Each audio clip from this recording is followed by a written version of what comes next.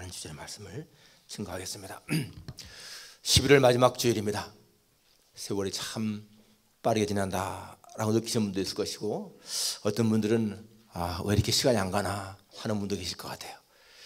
세월이 참 빠르게 지난다라고 생각하시는 분들은 그래도 금년을 그렇게 힘들지 않게 사시는 분들이고요, 세월이 정말 안 간다라고 하시는 분들은 좀 힘들게 사시는 분들입니다.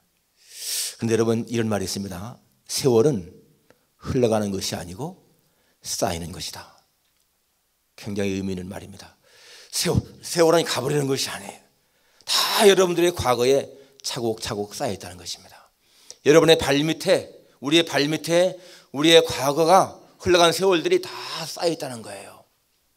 그래서 그 쌓인 과거가 우리의 미래를 결정한다 하는 것입니다.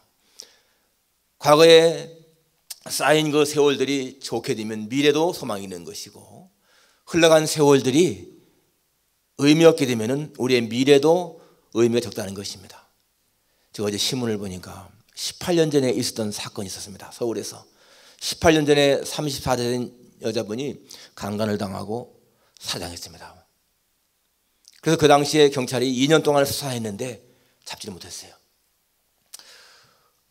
그 범인의 체액을 채취했고, 그 범인의 그 CCTV에 찍힌, 카메라에 찍힌 흐릿한 영상은 딱 2가지만 있는 거예요. 더 이상 단서가 없습니다. 그래서 포기했어요, 경찰이.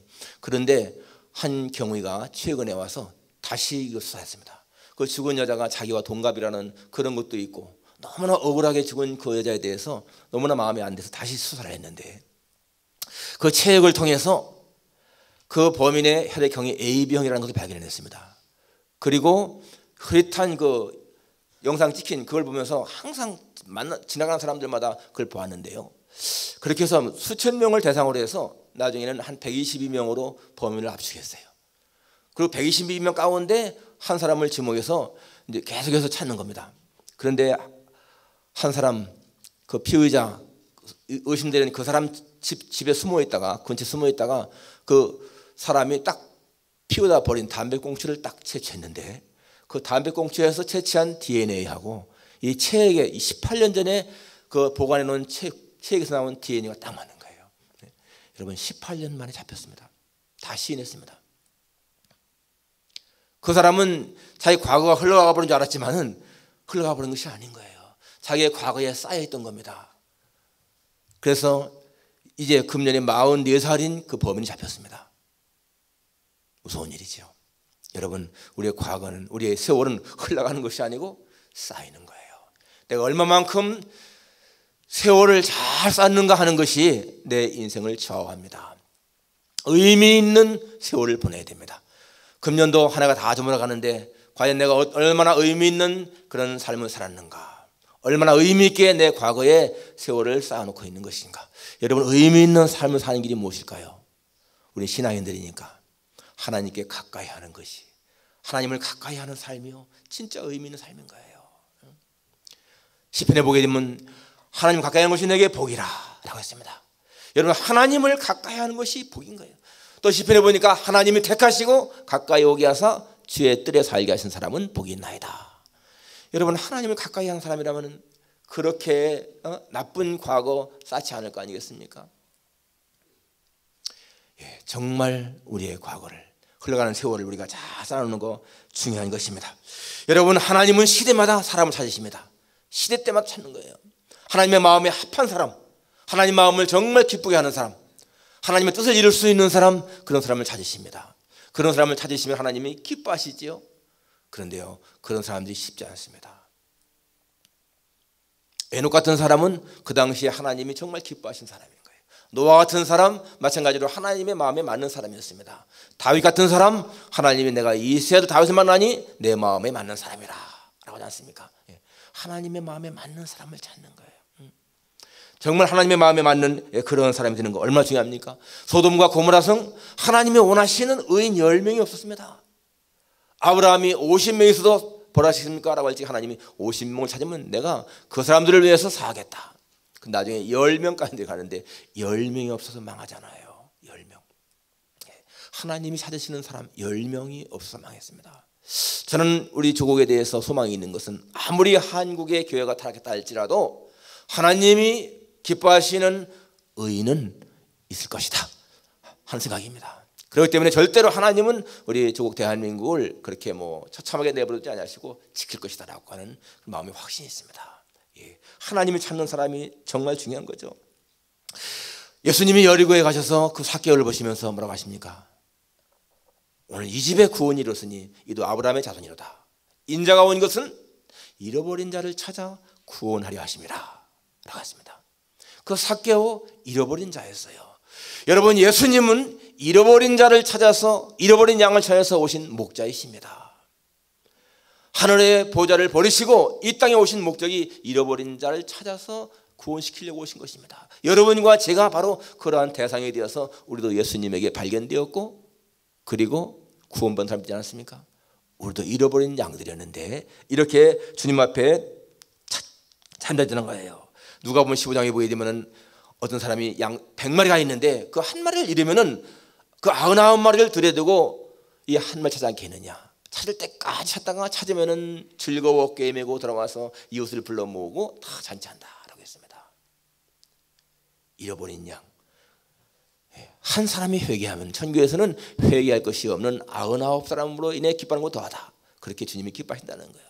잃어버린 양. 여러분, 오늘 본문에 나오는 이 수가성의 여인도 사실은요 잃어버린 양이었습니다. 광야에서 길을 잃고 방황하던 그런 양 아니었습니까? 외로움, 목마름, 그것 때문에 아주 방황하던 그러한 여인이었습니다. 그래서 이 여인이 예수님 만나게 되고 예수님이 찾아간 거 아니겠습니까? 그래서 그에게 이 목마르지 않는 물에 대해서 말하게 되고, 그러니까 여자가 그런 물을 내게도 주어서 좀 목마르지 않게 하고 다시는 이곳에 물 좀 기르지 않게 해달라. 근데 예수님이 내 남편 불러오라 라고 말씀하죠. 내 남편이 없습니다. 그 여인은 남편을 통해서, 남자를 통해서 자신의 생의 목마름을 해결하려고 했던 사람입니다. 그런데 그게 아니었다는 거예요. 만족이 없었습니다. 그래서 예수님이 네 말이 옳다. 내가 남자 다섯이 있었지만은 지금 내 남편이 아니 네 말이 옳다라고 했을 적에 여자가 내가 보니 선지자서로이다 이렇게 고백하죠. 오늘 19절에. 자, 이러면서 이 여자가 예수님에게 그 다음에 한 말이 우리 조상들은 이 산에서 예배하였는데 당신들의 말은 예배할 곳이 예루살렘에 있다 하다이다. 예배로, 주제를 예배로 끌고 갑니다. 이 생수, 남편, 그다가 예배 이런 문제 나가잖아요. 지금 이 여인은 예수님에게, 예수님이 선지자라면은 정말 이 예배가 어떤 예배가 진짜 예배냐 하고 물어보는 거예요. 당시 선지자라면 한번 말씀해 주십시오. 우리의 조상들은 이 산에서 예배했는데 당신들의 말은 예배할 곳이 예루살렘에 있다 하더이다. 이 산은 어딘가 하면 그리심산인 거예요. 그리심산. 그 당시에 사마리아에 있는 그리심산입니다. 여러분, 이스라엘 나라에는 처음에 솔로몬 성전이 있지 않습니까? 솔로몬 성전이 파괴됐잖아요. 바벨론 침략으로. 그리고 다 사로잡혀 갔습니다. 나중에 이제 다시 보홀에 돌아올 적에 스룹바벨을, 여호수아 이러한 사람들이 오면서 스룹바벨 성전을 짓잖아요. 그 성전을 지을 적에 이 사마리아 사람들도 같이 참여하려고 했지만 유대인들은 거부했습니다. 그러니까 이 사마리아 사람들은 자기들도 하나님을 섬기는데 성전이 없으니까 바로 이 그리심산에 BC 322년에 성전을 지었어요. 그게 사마리아 성전입니다. 사마리아 성전. 거기서 계속 예배를 드린 거예요. 제사 드린 겁니다. 그런데 이 하스모니안 왕조 때에 요한 힐카누스가 BC 129년에 그 사마리아 성전을 다 파괴시켜버려요. 129년에 BC. 그때로부터는 이 사마리아 사람들은 예배 철수가 없어요. 그래서 그냥 산에서 예배 드린 거예요. 그러니까 지금 이 여인은 우리 조상들은 바로 사마리아 성전에서 예배 드렸고 지금은 파괴됐지만은 여기서 예배 드리는데 유대인들은 예루살렘에서 예배 드리면서 그것만이 진짜 예배라고 하는데 과연 어느 게 맞습니까? 하는 그다음 질문이죠. 어쩌면 이 여자는요 하나님 앞에 예배 드렸을 거예요. 하나님 믿으니까. 그렇지만은 그 만족이 없었습니다. 예배를 드려도 만족이 없다는 거예요. 그런데 오늘 주님 하시는 말씀이 뭐라고 합니까? 예수께서 이르시되 여자여 내 말을 믿으라. 이 산에서도 말고 예루살렘에서도 말고 너희가 아버지께 예배할 때가 이르리라. 예수님 말씀이 예배의 본질은 장소에 있는 것이 아니다. 이 산 예루살렘 이게 문제가 아니다라는 거예요. 여러분 정말 이 말을요 그 당시에 유대인들이 들으면은 저 얼마나 진노할 말입니까? 예루살렘 성전에서 예배드리는 것이 진짜인데 예수님 말씀은 예루살렘에서도 드릴 것이 아니라고 말씀하니까 이게 굉장히 유대인들에게는 아주 안 맞는 말이죠. 그런데 여러분 여기 예수님의 말씀은 예배의 본질이 무엇인가를 말씀하는 겁니다. 예배 본질이 뭘까요? 23절에 보니까 아버지께 참되게 예배한 자들은 영과 진리로 예배할 때가 오나니 곧 이때라. 여러분 이 말 속에 예배의 본질이 나옵니다. 예배는 여기서 드릴까 저기서 드릴까 그런 장소가 문제가 아니라 대상이 중요한 것이고 자세가 중요한 것이다 그 말이에요. 대상이 누굽니까? 아버지께. 아버지가 대상인 것이고요. 자세는 뭡니까? 참되게, 참되게, 진실되게, 참되게. 오늘 본문에 보면은 이 아버지란 말이 몇 번 나옵니다. 아버지께 참되게 예배한다. 또 그 뒤에 보면 하나님은 영이시니 예배하는 자가 영과 진리로 예배할지니라. 여기 21절에도 너희가 아버지께 예배할 때가 이른다. 아버지께 여러분 예배의 대상은요 아버지 하나님 아버지라는 거예요. 그리고 자세가 중요하다는 거예요. 참되게 영과 진리로. 여러분 이것이 오늘 우리가 붙잡아야 할 말씀인 겁니다. 왜 예배를 드려도 마음에 만족이 없고 왜 예배를 드려도 은혜가 임하지 않을까? 왜 내 가슴에 뜨거운 감동이 없을까? 여러분 이것은요 자기가 드리는 예배의 대상과 예배드리는 태도에 문제가 있는 겁니다. 기억해야 돼요. 우리가 예배를 드리면서 내가 누구한테 예배 드리는지 이 시간 정말 누가 이 예배를 받으시는 주체인지 알지 못하고 그냥 예배 드리면 아무 의미가 없다는 거예요. 하나님, 전능자 하나님, 내 생명의 주인이신 하나님, 천지를 창조하신 창조주 하나님, 그 하나님이 예배를 받으시는 대상인 것이고 나는 그분 앞에 정말 경건하게 예배를 드린다라고 하는 자세가 있어야 되는 거예요. 여러분 에스더서에 보게 되면 에스더가 자기의 민족이 다 죽게 됐을 적에 이 모르드게의 청을 들어서 3일 동안 금식하고 나가잖아요. 아하수라 왕한테. 그때 아하수라 왕에게 나갈 적에 어떻게 합니까? 내가 30일 동안 왕이 안 불렀습니다. 만일에 부르지 않는데 나가면 어떻게 하는데 죽는 거잖아요. 그때 만일에 왕이 그물 가지고 있는 그 그물을 딱 내밀면은 그걸 손을 딱 대면은 사는 거예요. 그때에 에스더가 죽으면 죽으리라 금식한 다음에 나가죠. 옷을 딱 정지하고 나갈 적에 이 아하수라의 왕이 보면서 사랑스러운 마음이 들어서 그물을 딱 내밀지 않습니까? 여러분 그때 이 에스더가 그물을 딱 만지면서 어땠을까요? 마음이 너무 감격스러울 거 아니에요. 너무 감격스러울 거. 만일에 왕이 예민했으면은 죽는 겁니다. 그런데 왕이 그물을 딱 내밀으니까 그걸 딱 손에 대면서 살았고 왕한테 자기의 소원을 알릴 수 있는 기회 받잖아요.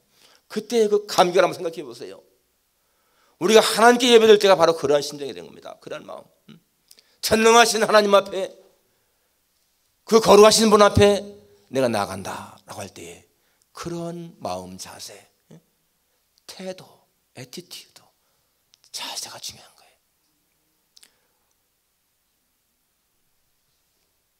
우리가 하나님 앞에 예배드리면서 여러분 하나님의 자비로우신 시선을 느끼고 그분의 따스한 손길을 느끼는 그러한 예배, 바로 그분이 내 심장을 타치하는 것 같은 그러한 감격을 느끼는 예배, 하나님의 말씀이 들려올 적에 여러분 그 말씀이 정말 살아있는 말씀으로 내 심령을 자극하는 그런 예배, 그게 진정한 예배 아니겠어요? 그런데 여러분 예배를 드리면서 전혀 아무런 마음에 감동이 없다.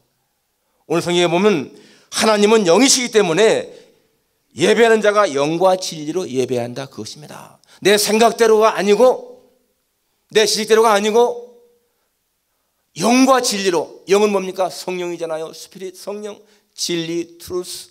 진리는요 예수님이고 하나님 말씀인 거예요. 그러니까 예배드릴 때에는 정말 예수님을 통해서 성령의 감동을 통해서 성부 하나님 앞에 예배드리는 것, 바로 그것이 진정한 예배라는 겁니다. 여러분 우리가 그러한 마음으로 예배를 드릴 때 하나님이 그 예배를 기쁘시게 받으신다는 거예요. 그런데 여러분 우리가 그냥 주일 11시부터 12시까지 이 1시간만 나와서 예배드리는 것으로 만족한다. 예배가 안 되는 거죠. 우리의 생활 속에서 예배가 이어져야 됩니다. 생활 속에서 하나님을 기억하고 하나님과의 그런 교통이 이루어지고, 왜 우리가 예배를 드리면서 하나님의 은혜를 못 받는가 하면 예배의 대상이신 하나님과의 교감이 안 이루어지는 거예요. 정말 내가 예배드릴 적에 그분이 받으시는 것을 내가 느끼고 그분의 응답이 느껴지고 이런 교감, 그분과 통하는 게 있어야 되는데 그게 없으면 맹숭맹숭한 예배가 되는 겁니다. 그냥 한 자리에 왔다 가는 거예요. 시간만 때우고. 그런데 여러분, 내가 딱 자리에 앉아서 예배를 준비할 적에 하나님께서 나를 반기는 것 같고 내 마음을 어루만지는 것 같고 내가 마음이 아파서 눈물을 흘릴 때 그 눈물을 닦아주는 것 같고 그런 걸 느끼는 교감이 이루어지는 예배, 살아있는 예배잖아요. 근데 일주일 동안 전혀 하나님 의식 없이 살다가 그냥 주일 하루 와서 예배 드리면 그것이 과연 예배가 될까? 우리의 생활 속에서 하나님과의 진정한 그러한 교통이 이루어지지 않겠습니까? 우리는 무시로 기도해야 돼요. 무시로. 아침에 일어나게 되면은 하나님 오늘 눈 뜨게 해서 감사합니다 할 수 있잖아요. 아침 밥 먹으면서 하나님 오늘도 이렇게 일어나 주셔서 고맙습니다 기도할 수 있지 않습니까? 직장을 가려고 차를 딱 타게 되면 운전대 붙잡고 하나님 오늘도 시작합니다, 운전하는 길을 지켜주옵소서. 짤막짤막한 기도지만은 그게 주님과의 교감이 이루어지는 거예요. 직장에 가서 불을 켜고 시작하기 전에 잠깐 눈 감고 하나님 오늘도 일을 시작합니다, 지켜주십시오, 함께 해주십시오. 마치고 올 적에도 마찬가지고 점심 먹을 때도 마찬가지고, 여러분 짤막한 기도, 저녁 먹을 때도 같이 한번 식탁에서 기도하고 저녁 잘 적에도 하나님 오늘도 하루 잘 지냈습니다. 이렇게 주님과의 교감이 이루어지고 일주일 동안 그렇게 교감이 이루어지다가 토요일 저녁이 되면은 이제는 한 주간을 다 정리하면서 내일 주일을 준비하는 마음으로 주님 앞에 모든 걸 다 준비하는 마음, 한 주간 잘 살았습니다, 내일 주일 예배 잘 드릴 수 있게 해주십시오 하는 그런 마음으로 준비하는 것. 여러분 그렇게 하게 된다면은 매 주일 똑같은 예배 드리는 것 같지만은 항상 우리의 마음은 새롭지 않겠습니까? 하나님의 은혜를 체험할 수가 있는 것이죠. 여러분 하나님은 이렇게 예배하는 사람들을 찾으신다 그 말이에요. 정말 주님 앞에 참되게 예배하는 사람들을 찾으신다는 것입니다. 하나님은요 마음을 다하고 목숨을 다하고 뜻을 다하고 힘을 다해 사랑하는 사람 절대로 외면치 않습니다.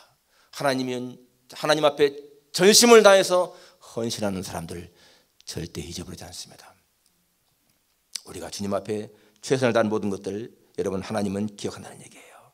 하나님은 은혜를 사모하는 사람에게 반드시 은혜를 부어주십니다. 누가복음 7장에 보게 되면 그 예수님이 바리새인 시몬의 집에 식사 초청받아 갔을 적에 거기 죄인 여자 하나가 왔잖아요. 와서 그 여자는 울면서 자기의 눈물로 예수님의 발을 적시고 머리털로 닦고 그리고 거기다가 향유를 부었다고 했어요. 그 여자는 주님에 대한 사랑이 있었잖아요. 정말로. 다른 사람들은 그냥 죄인으로만 봤습니다. 죄인으로만. 그리고 이 여자가 왜 이렇게 향유를 낭비할까? 그런데 예수님은 그 여자의 마음을 받아주잖아요. 내 죄다 받았느니라 내 믿음이 너를 구원했으니 평안히 가라 라고 선포했습니다. 하나님 앞에 헌신하는 사람, 그것은요 하나님을 향한 그런 믿음을 보여주는 거 아니겠습니까? 예, 온전한 헌신, 바로 예수님은 그것을 받으셨습니다.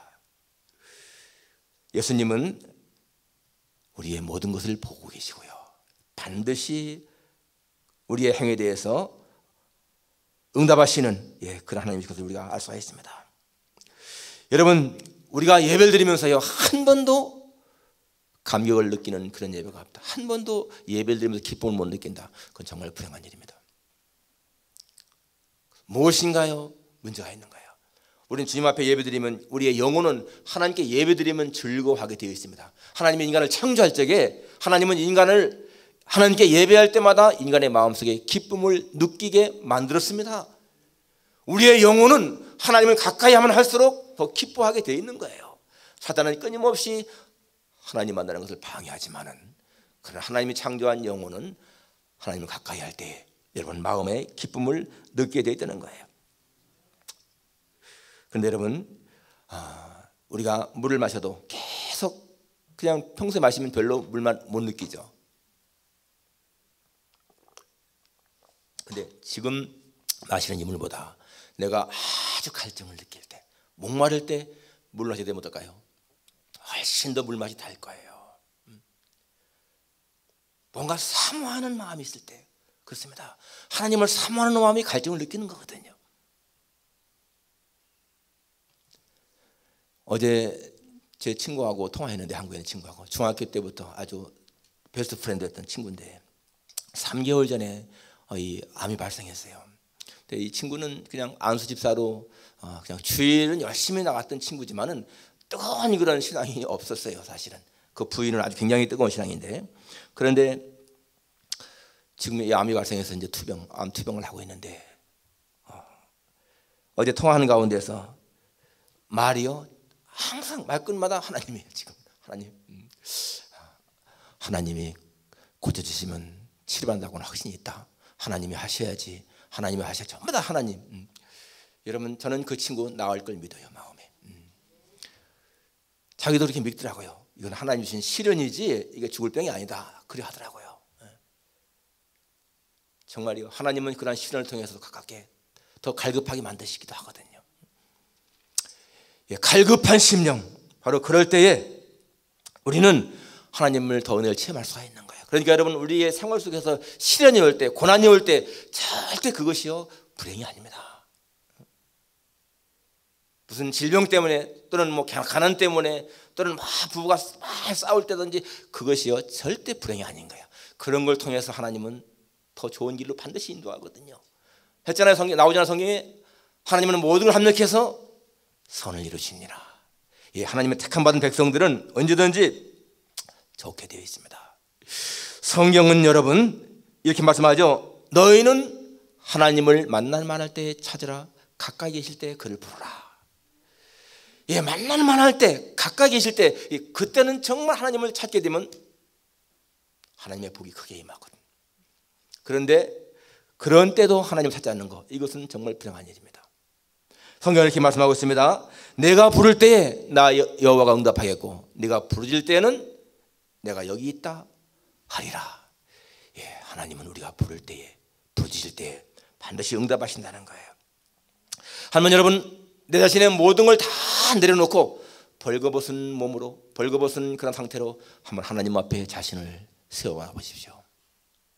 그러면요, 우리는 이렇게 고백할 거예요. 하나님, 나는 부자라 부유해서 부자한 것이 없다라고 생각했는데 이제 보니까 내 자신이 곤고하고 가련하고 가난하고 헐벗고 그런 자신입니다. 하나님, 나는 하나님이 필요합니다.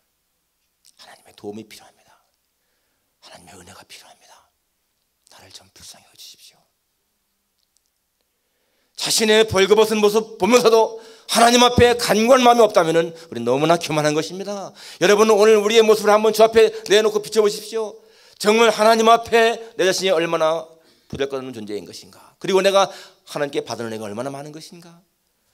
그런데도 그냥 먹고 살기 좋으니까 나는 부자야, 부유해, 부족한 게 없어, 그러하지만 사실은요 곤고하죠.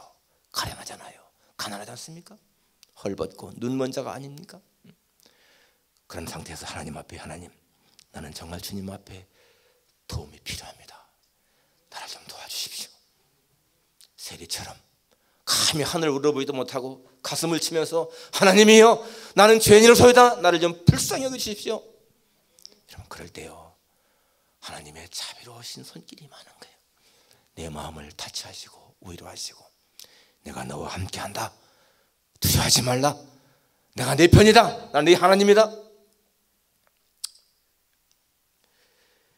여러분, 오늘 하나님 찾으시는 그러한 예배자, 내가 정말 그런 사람인가? 하나님이 나를 보시면서 이 세상에 많은 사람들이 예배드리는데 정말 내가 찾는 예배자라구나 하고 기뻐하실까? 그러려면 여러분, 우리는 최고의 예배를 드려야 돼. 최고의 예배. 최고의 예배라고 하는 것은요, 많은 뭐가 드리는 것이 아닙니다. 그냥 습관적인 예배가 아니고 그 예배의 중요성을 알고 주님 앞에서 오늘 말씀대로 참되게 진실하게 영과 진리로 예배드리는 거, 이것이 여러분 최고의 예배라는 거 아니겠습니까? 여러분, 왜 하나님이 아벨의 제물과 아벨을 받았는데 가인과 그 제물은 받지 않았을까요? 태도 문제입니다. 자세 문제인 거예요.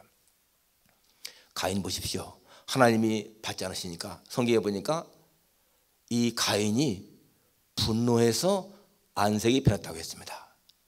그가 정말로 하나님 앞에 경건한 사람이라면 하나님이 안 받았을 적에 하나님 정말 내가 주님 앞에 뭔가 잘못했습니다. 하나님 회개합니다. 이렇게 나가야 이게 정상적인 자세 아니겠습니까? 하나님이 예배를 안 받으신다고 분노하면서 안색이 변했다라고 하는 것은 태도가 잘못된 거예요. 오늘 주님 앞에 드리는 예배의 태도 한번 생각해 보십시오. 우리가 과연 내 예배를 하나님이 정말 기쁘시게 받을 만한 예배인 것인가?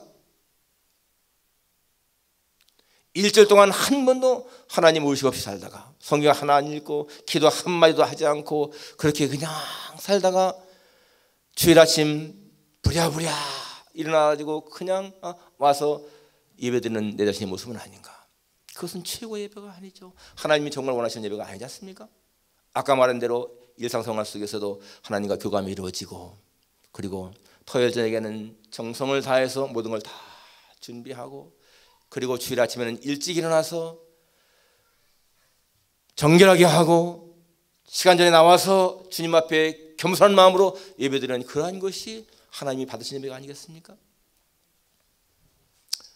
우리가 주님 앞에 예배를 드리면서 내 자신의 모습이 정말 주 앞에 합당하다면요, 우리는 예배를 통해 은혜 받게 된 것입니다.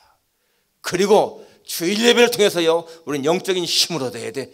주일 첫날이잖아요. 주일날 영적인 힘을 얻고 월, 화, 수, 목, 금, 토 역시 사회 나가서 열심히 일하며 살고 다시 주일날 와서 주 앞에 온전하게 예배드리고 힘을 얻는 거. 내가 주님 앞에 은혜 받는 것이 첫째가 아니고 주 앞에 먼저 드리는 것이 첫째인 것을 기억하십시오. 그렇게 되면 하나님은 그렇게 헌신한 사람들에게 아름다운 것을 주십니다. 영적인 힘을 주시고요, 희망을 주시고 용기를 주시고, 그렇기 때문에 우리는 다시 일주일 동안 열심히 살 수가 있지 않겠습니까? 여러분, 이 시간에, 바로 이 시간에 전 세계적으로 얼마나 많은 사람들이 예배드릴까요? 수억의 사람들이 주 앞에 예배드릴 거예요. 그런데 정말 주님이 찾으시는 예배자의 모습인가? 내가 하나님, 내 중심을 주 앞에 드립니다.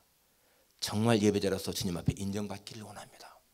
하나님, 예배를 소홀히 한 나의 죄를 용서하시고 정말 예배를 소중히 여기면서 주 앞에 내 모든 것을 기꺼이 아낌없이 드릴 수 있는 예배자가 되게 해주십시오. 그래서 하나님이 찾으시는 예배자, 이 다윗을 보면서 내 마음에 합하다 맞다라고 한 것처럼 나의 예배 모습을 보시면서 내가 내 예배를 기쁘게 받는다 라고 하시는 주님의 음성을 듣기를 소원합니다. 그런 마음 되기를 주님의 이름으로 축원합니다. 기도하겠습니다. 하나님 아버지, 하나님이 찾으시는 예배자,